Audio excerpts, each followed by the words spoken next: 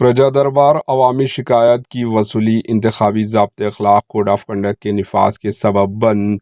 कांग्रेस हुकूमत की जानिब से अवामी शिकायत की वसूली के लिए क़ायम करदा प्रजा दरबार को इंतखाबी ज़ाब्ते-ए-अख़लाक़ यानी कोड ऑफ कंडक्ट के निफाज के सबब अर्जी तौर पर बंद कर दिया गया है।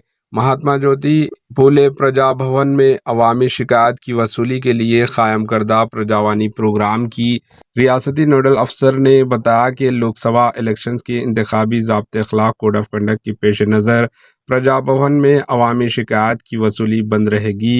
ये खिदमत दोबारा 7 जून 2024 से शुरू होंगी। Bureau report, HN news.